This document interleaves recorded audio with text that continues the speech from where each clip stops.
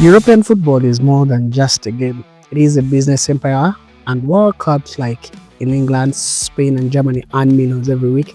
Teams in East Africa, in Uganda, Kenya, and Tanzania still struggle to pay the salaries or maintain their stadium. So, what makes the European system work so well, and what are the lessons that we can apply here at home? Let's break it down for you step by step. Time to fall. The finish line is the only call. Let's look at the structure and ownership models of these clubs. In Europe, clubs are companies and non-site projects. They are registered businesses and have investors, board of directors, as well as financial departments. For example, Manchester United alone is listed on the New York Stock Exchange, which adds value to the club, especially financially. Bayern Munich is partly owned by Adidas, Allianz, as well as that interesting Audi company. FC Barcelona is a fan-owned team with over 140,000 paying members. And of course, in contrast, here in East Africa, Uganda, most clubs are owned by individuals or institutions. In Kenya, teams like Gor Mahia and FC Leopards are really having occasional sponsors. In Tanzania, Simba FC and Young FC are making a lot of progress by turning into semi-corporate entities, but have a lot of room to grow in there. What are the lessons we learn here in East Africa? Encourage more clubs to register as limited companies, invite shareholders, and adopt a corporate style of governance. When football becomes a business, the real sponsors and investors come into the game. On the revenue streams, there's a lot of diversity in the amount of money that clubs in Europe really get their money. They earn from TV broadcasting rights, sponsorships and partnerships, merchandises including jerseys, scarves, online shops, ticket sales, as well as hospitality and player transfers, which earn them a lot of money. For example, just a simple example, in 2023 alone, Manchester City earned over 700 million euros, and that is only 15% coming in from the match tickets. The rest came from TV, brand deals, as well as merchandise. So in East Africa here, it is a little bit different. Clubs depend on gate collections and one sponsor. If a sponsor pulls out, the club really collapses. The lesson here is we should develop digital income channels, club apps, YouTube content, fan memberships, as well as online merchandise. Even the simple e-commerce jerseys can create a new online stream. In Europe, we have what we call the UEFA financial fair play laws, controlling the spending of the different clubs. Clubs can't spend more than what they earn. If they do so, they face heavy fines or even bans from those major tournaments. In East Africa here, there's nothing like a strict enforcement.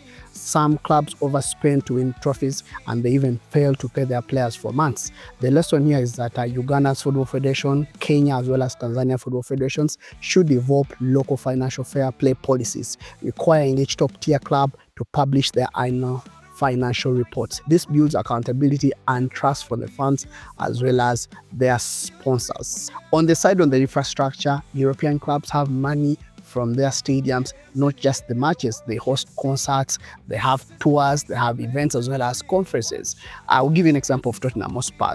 They earn millions from the NFL games and concerts that are hosted at their stadium. Real Madrid's Bernabeu has now a retractable roof, and it earns a lot when there's no football. In Uganda here, meanwhile, most clubs rent government-owned stadiums. In Kenya, a few clubs have private grounds. Many depend on Nyayo as well as the Kasarani. In Tanzania, Simba and Yanga are leading with plans of club-owned stadiums, which is a good start at least. The lesson here is that club-owned stadiums are equal to financial freedom.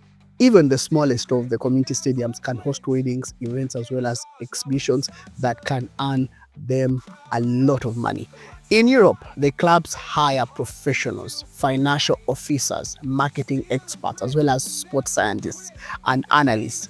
They plan every move from the signing of the player to the positioning on social media and using, of course, the data. In East Africa here, many clubs rely on passion, not even structure. Decisions are emotional and not analytical.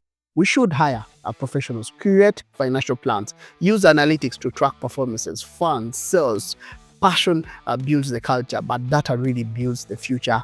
But Uganda are really developing this and are really working to see that there's data analytics in the game.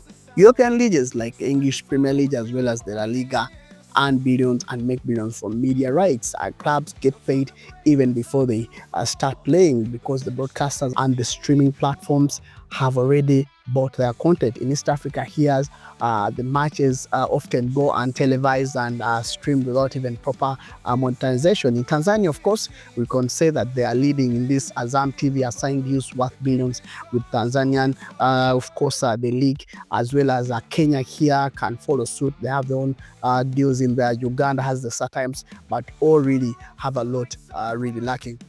The lesson here, create local streaming platforms or even YouTube partnerships. Even if a pan pays 1,000 Ugandan shillings, it can really take the game to the next level. On the side of the community as well as the fan engagement, in Europe, the fans are the shareholders emotionally as well as financially. They buy seasonal tickets, join loyalty programs as well as fundraise for their clubs. In East Africa, that is not the case. Fan bases are strong, but they are really underutilized. Clubs rarely have proper fan databases as well as engagement systems.